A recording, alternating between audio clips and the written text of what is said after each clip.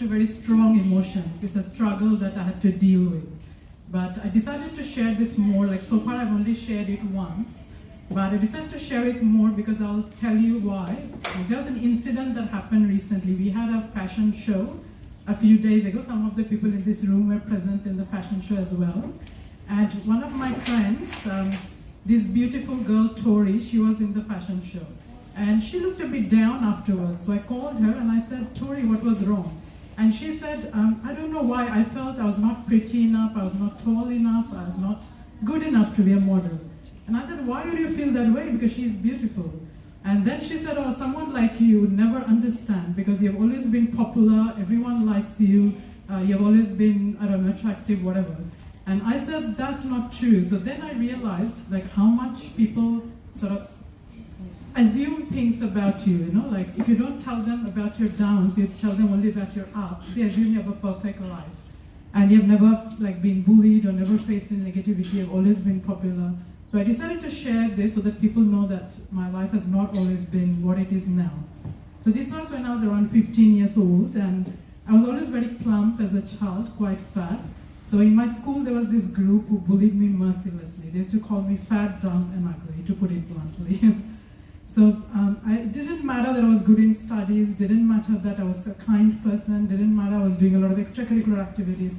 What mattered to them was my body weight. So to them, fat equals to ugly, dumb, worthless. And unfortunately, I started believing that about myself. So I started telling myself I'm worthless. I would read fashion magazines and see all these extra thin models. And I was like, okay, if I'm not thin, if I'm not like them, I deserve to be bullied because, you know, I'm nothing. And that was the start of my anorexia. So what anorexia is, for those who don't know, is a mental illness. You stop eating. So initially when I stopped eating, I started feeling good because I was losing weight and I attained a healthy weight. And suddenly I was very popular in school. Like all the girls were like, oh, you're looking great, come join my party, come join my group. Boys were asking me out. So I went from here to here, suddenly feeling very good. So I'm going to give an advice here to everyone. If someone close to you or in your life is suddenly losing weight, even if they look good, don't give them compliments straight away. First find out the real reason. What's their mental health like? Because compliments can backfire. That's what happened to me. I was so happy when I was at the top that suddenly everyone wants me as popular that I became obsessed. I was eating less and less and less till I went like this and then like this. I started looking like a skeleton, just a bag of bones. Again, people were scared of me. No one was inviting me. No one was asking me out. And I couldn't stop by then. I was too far gone, you know. So I was not eating anything and I was hospitalized. And the doctors told me, I was met with psychiatrists as well.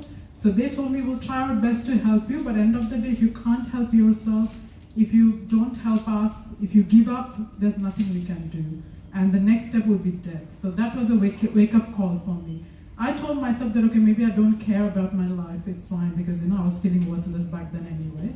But it's my parents, my close friends, they will have a burden to bear, the sorrow, you know, if I leave them, so I can't do this. So that was a wake-up call for me. So I decided that I'll pick myself up. That's when my interest in psychology started. I started reading a lot of psychology books, delving into my own side.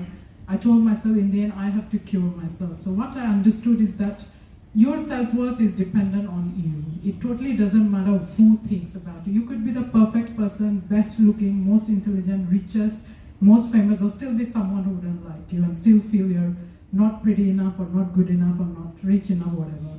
So end of the day, our value doesn't come from outside, it's come from the inside.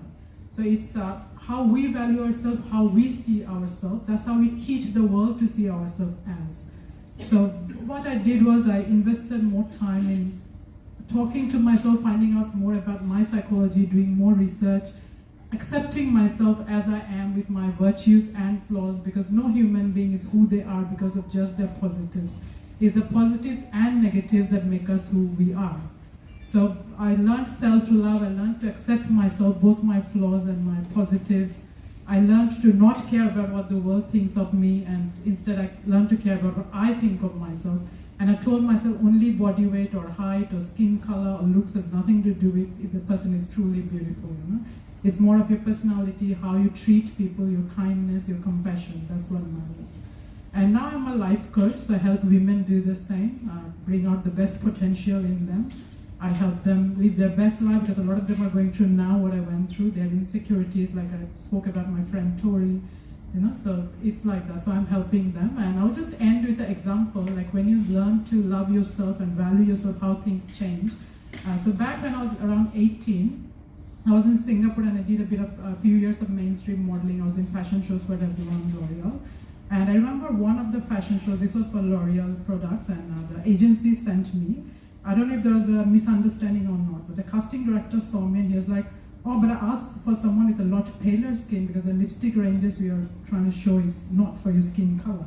And if this was before the anorexia, I'd probably bust out crying and say that, oh, I'm ugly, they don't want me.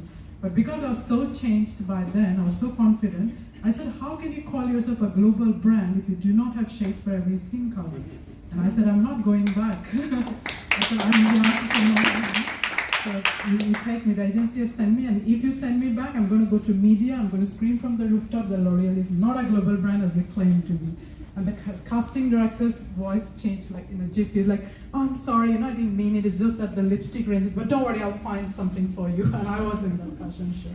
So I'll end with this positive story, and I hope each of you is able to bring out your full potential, love yourself as you are, accept yourself with all your positives and flaws, because the people who love you in your life love you for who you are, not just because of your positives. It's your flaws, your quirkiness, your being different, your uniqueness that make people like you for who you are. Thank you.